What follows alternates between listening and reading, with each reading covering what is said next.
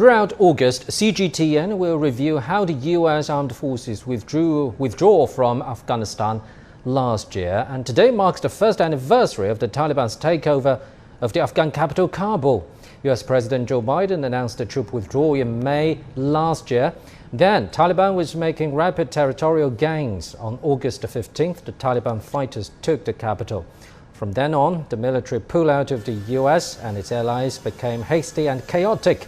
The badly botched withdrawal was completed as the last US plane took off under cover of darkness from Kabul airport. A Pentagon report says billions of dollars in weapons and military equipment were left behind. However, there were more social and economic problems that the United States had left unsettled in the war-torn country. For more on the aftermath, let's cross live to our correspondent Zemarilai Abbas in Kabul. Zemarilai, you've been following this crisis for quite a long time. Now, in the past year, do you think the Afghan society as a whole is getting better or even in more and much bigger humanitarian crisis? Hello, Pandang. Well, I recall at the same day, same time, we hit a live cross. If you recall it too, there were still transporting helicopters and planes of the US, and as you can see, there's and behind US embassy, and they were evacuating the embassy. At that point, we were talking about the collapse of provincial capitals, Nangarhar, Kapisa, and Logar and other provinces collapsed just right at this time last year, and now it's 1 year. There were a lot of dramatic changes in this country, and the Taliban entered as we saw the very chaotic scenes in Kabul airport, where there was a suicide attack which killed and injured hundreds of people.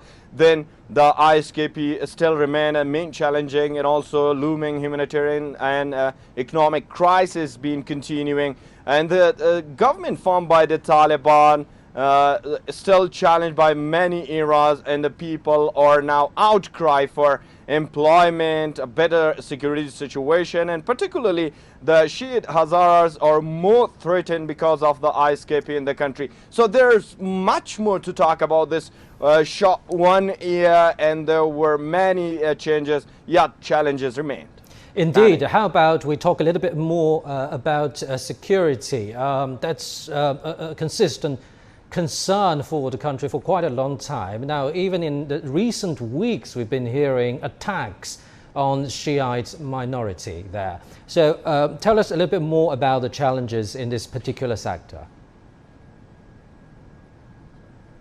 You're right, Pan. Well, there have been many changes, and ISKP remain the most serious threat.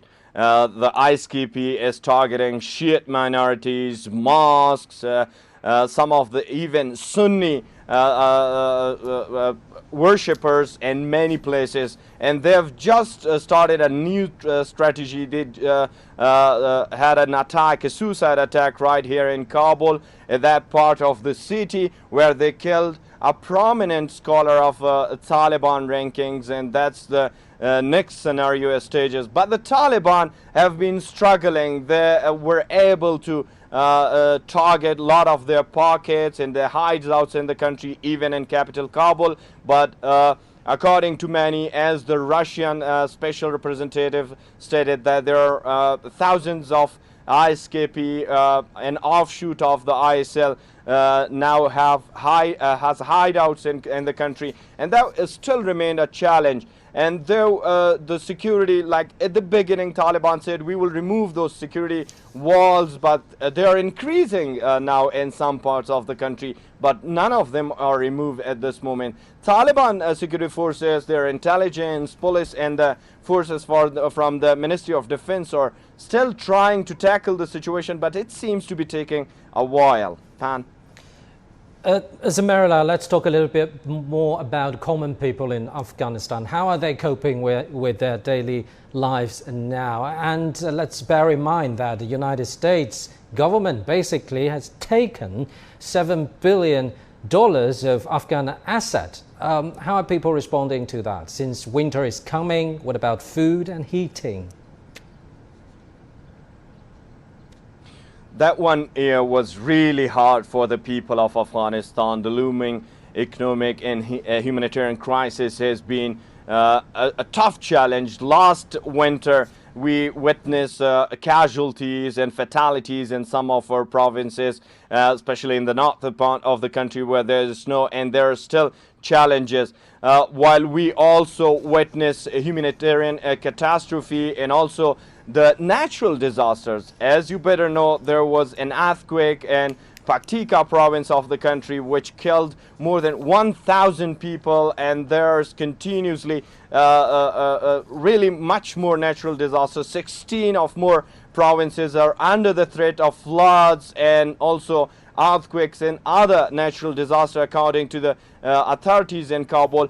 But these are not limited, these challenges are not limited to this era. So ordinary people are tackling with unemployment, the challenges of natural disaster, economic loomingly situation, and much more. Yet good governance is something really important. This government is still an interim government. There is no clear path ahead by the Taliban, and they've been tackling, while there are much more things that the people are demanding, particularly the women's rights, the educational system of the country, and freedom of speech or the media activities are now much more affected since last year, and the Taliban have put some restrictions.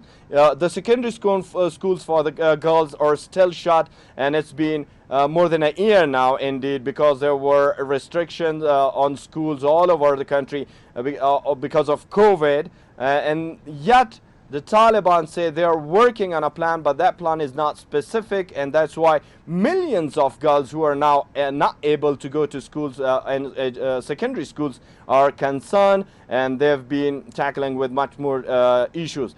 On the other hand, people are asking the international community, particularly the US, as you said, Panda, more than 9 billion Afghanistan assets are frozen by the US. There have been many discussions on this, but yet they're not in the hands of Afghan people, and that would be a challenging part since that issue is not solved. Panda.